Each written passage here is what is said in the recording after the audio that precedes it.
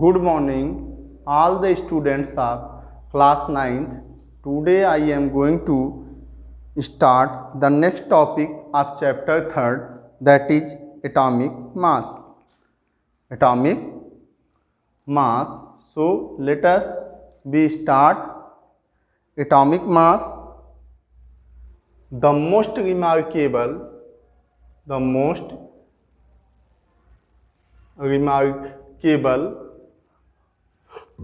concept that Dalton's atomic theory proposed was that of the atomic mass. Dalton atomic theory का जो सबसे important concept था वो क्या था?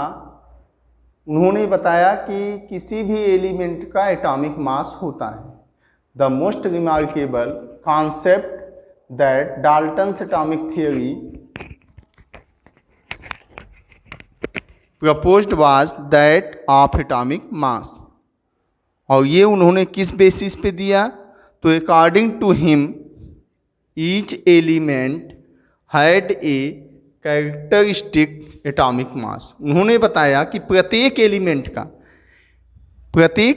का अपना एक कैरेक्टरिस्टिक एटॉमिक मास होता है, एक विशेष एटॉमिक मास होता है. As you know that hydrogen is one. The theory could explain that the law of constant proportion so well that scientists were prompted to measure the atomic mass of an atom. The theory could explain, ये जो सिद्धांत था इनका Dalton's atomic mass का, Dalton's का जो theory थी, ये एक्सप्लेन कर सकी किसको? लॉ ऑफ कांस्टेंट प्रोपोर्शन को, जिसको दिया था किसने? लेवाइजर एंड जोसेफ प्राउस्ट ने. इस लॉ ऑफ कांस्टेंट प्रोपोर्शन को ये थियोरी एक्सप्लेन करने में सफल रही, जिसकी वजह से क्या हुआ? दूसरे साइंटिस्टों को और भी ज़्यादा सहायता मिली. क्या करने में? एटॉमिक मास को मीजर करने में. Measure the atomic mass of an atom.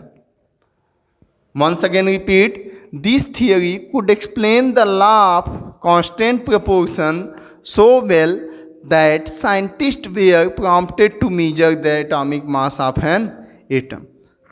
Since determining the mass of an atom was relatively difficult. क्या हुआ? धीमे धीमे determining the mass of an atom. अब जब धीमे धीमे एलिमेंट के मास को डिटरमाइन करना स्टार्ट किया गया तो उसमें कुछ कठिनाइयाँ आने लगी और ऐसा लगा कि ये किसी भी एटम का मास, एटॉमिक मास डिटरमाइन करना एक बहुत ही ज़्यादा क्या है? डिफ़िकल्ट टास्क है. Okay, relatively atomic masses. अब साइंटिस्टों ने दूसरी तरफ सोचना स्टार्ट किया, क्यों ना हम किसी एलिमेंट के एटॉमिक मास को डिटरमाइन करने के अलावा हम क्या करें? उसके रिलेटिव एटॉमिक मास को डिटरमाइन करें. सापेक्ष द्रव्यमान, relative atomic mass were determined using the law of chemical combination. और ये रिलेटिव एटॉमिक मास जो हम डिटरमाइन करेंगे, ये किसका यूज करके? कौन से लॉ का? हम एटॉमिक मास को डिटरमाइन कर रहे थे लॉ ऑफ कांस्टेंट प्रोपोर्शन से, जिसको कि एक्सप्लेन किया था डाल्टन्स एटॉमिक थ्योरी ने. अब हम लॉ ऑफ केमिकल कॉम्बिनेशन का यूज करके अगर किसी भी कंपाउंड का एटॉमिक मास, रिलेटिव एटॉमिक मास डिटरमाइन कर पाए तो इसका मतलब है वही उस एलिमेंट का एटॉमिक मास होगा. Okay, once again repeat the topic atomic mass. The most remarkable concept that Dalton's atomic theory proposed was that of atomic mass. जो डाल्टन्स एटॉमिक थ्योरी का कॉन्सेप्ट है उसका जो सबसे इम्पोर्टेंट पॉइंट है वो क्या है कि जितने भी एलिमेंट होते हैं सभी एलिमेंट का अपना एक स्पेशल एटॉमिक मास होता है. and according to him each element had a characteristic atomic mass. प्रत्येक एलिमेंट का एक अपना विशेष एटॉमिक मास होता है. The theory could explain the law of constant proportion. Dalton's atomic theory could explain the law of constant proportion so well that the scientist prompted to measure the atomic mass of an atom. ये theory, Dalton's atomic theory success रही, सफल रही law of constant proportion को explain करने में, जिससे कि दूसरे साइंटिस्टों को बहुत ही ज़्यादा मदद मिला. क्या करने में? एटॉमिक मास को किसी भी एटम के मापने में, डिटरमाइन करने में. लेकिन बाद में क्या हुआ, जैसे जैसे टाइम बीतता चला गया, the scientist experience that determining the mass of an individual atom was a relatively difficult task. कि किसी भी एटम का, किसी भी अकेले आइसोलेटेड एटम का, इंडिविजुअल एटम का अगर हमें मास निकालना है तो ये एक क्या है, बहुत ही कठिन काम है. Relatively atomic masses were determined using the law of combinations and the compounds form. अब जो रिलेटिव एटॉमिक मास होगा किसी भी एटम का, वो लॉ ऑफ केमिकल कॉम्बिनेशन से और वो कंपाउंड कैसे बना है उस बेसिस पे निकाला जाएगा, जिसको कि हम एग्जाम्पल से देखते हैं. Okay, let us take an example. When carbon compound combine with oxygen, when carbon combined with oxygen to form carbon monoxide. Okay, this is carbon combined with the oxygen, little amount of oxygen to form carbon dioxide.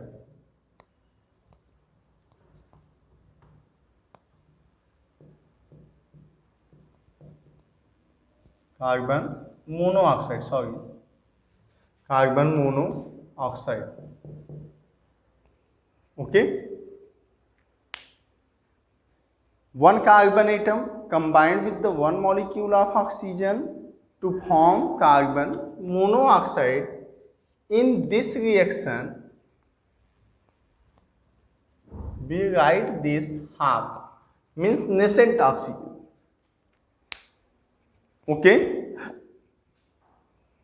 After that, the scientist experimentally calculated that 3 gram of carbon and 4 gram of oxygen combined with each other to form 7 gram of carbon monoxide. साइंटिस्टों ने experimentally इसको बताया कि 3 gram carbon और 4 oxygen combine होते हैं तो 7 gram carbon monoxide बनता है. It means carbon combined with 4/3 times its mass of oxygen. Carbon combines with 4/3 times. How many times? 4/3 times its mass of oxygen. Carbon combine होता है oxygen के साथ, ऑक्सीजन के मास के साथ. कितने टाइम उसके मास से? 4/3 times. Okay. After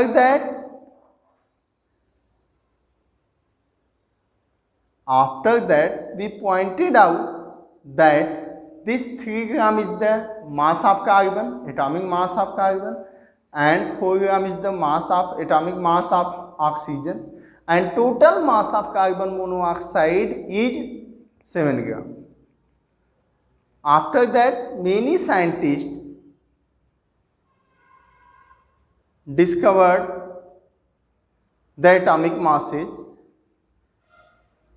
Suppose we define the atomic mass unit. Suppose कीजिए कि अगर हमें डिफाइन करना है किसको? एटॉमिक मास यूनिट को. अगर हमें एटॉमिक मास यूनिट को डिफाइन करना है, जिसको शॉर्ट फॉर्म में हम क्या लिखते हैं, AMU, A of atomic, M mass and U unit. Atomic mass unit represented AMU, but according to the latest IPSC system, IPSC के लेटेस्ट नॉमेनक्लेचर की बेसिस पे it is now written U. अब इसको कैसे लिखा जाता है, U के फॉर्म में इसको लिखा जाता है. U मीन्स यूनिफाइड मास. U क्या है, यूनिफाइड मास है, जो कि इक्वल होता है किसके, as equal to the mass of one carbon atom, जो कि एक कार्बन एटम के मास के इक्वल होता है. And atomic mass unit is the smallest amount of the substance measured in AMU. But now in the latest IPSC recommendation, the atomic mass unit converted into U. U means unified mass. Then we would assign carbon an atomic mass 1.0 U. साइंटिस्टों ने बताया कि carbon का जो atomic mass होगा वो कितना होगा, 1 U means 1 unified mass, and oxygen N atomic mass 1.33. Oxygen का जो एटॉमिक मास होगा 1.33 मीन्स डेसिमल में.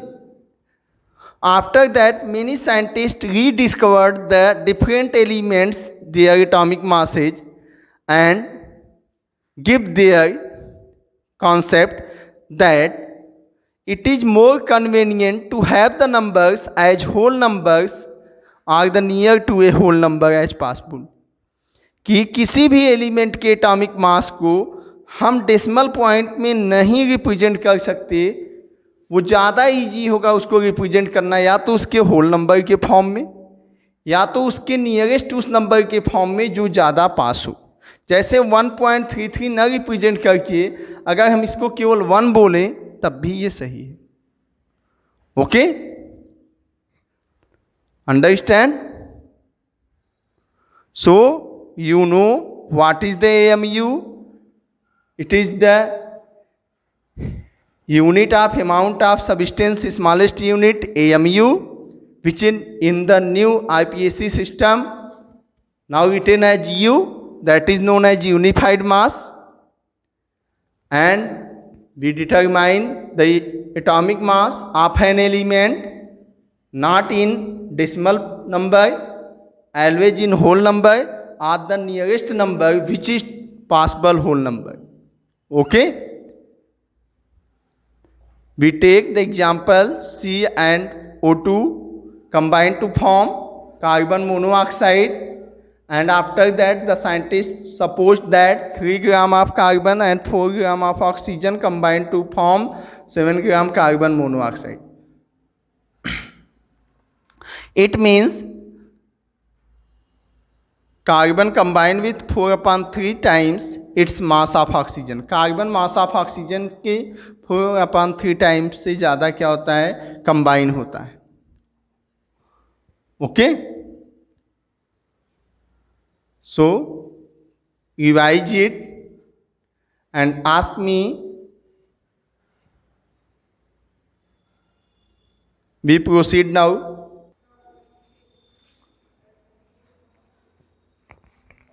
Yes,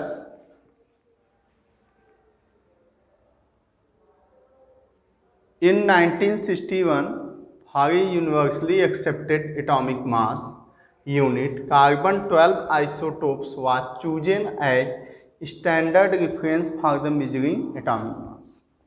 1961 में यूनिवर्सली एक्सेप्टेड, पूरे विश्व में एक्सेप्टेड किया गया, क्या, एटॉमिक मास यूनिट को एक्सेप्ट किया गया और कहा गया कि यही क्या होगा, किसी भी मास ऑफ सब्सटेंस को डिटरमाइन करने के लिए यूज किया जाएगा. और ये किसके इक्वल होगा, कार्बन 12 आइसोटोप्स, कार्बन के 12 आइसोटोप के इक्वल होगा. कार्बन के 2 आइसोटोप 12 और 14, तो कार्बन 12 आइसोटोप के इक्वल होगा, जो कि किसी भी एलिमेंट के एटॉमिक मास के लिए स्टैंडर्ड वैल्यू माना जाएगा। Okay, means in 1961 it is accepted that the amount of substance smallest unit AMU which is equal to the mass of carbon 12 isotopes. And now the question is what is AMU? AMU होता क्या है? अगर किसी ने पूछ दिया AMU तो आप बोलेंगे the amount of substance can be represented smallest unit, that is AMU. Okay, and a mass unit, what is 1 AMU? अगर किसी ने पूछ दिया 1 AMU क्या होता है, 2 AMU क्या होता है, तो क्या बताएंगे? A mass unit which is equal to exactly the 1/12 the mass of carbon 12.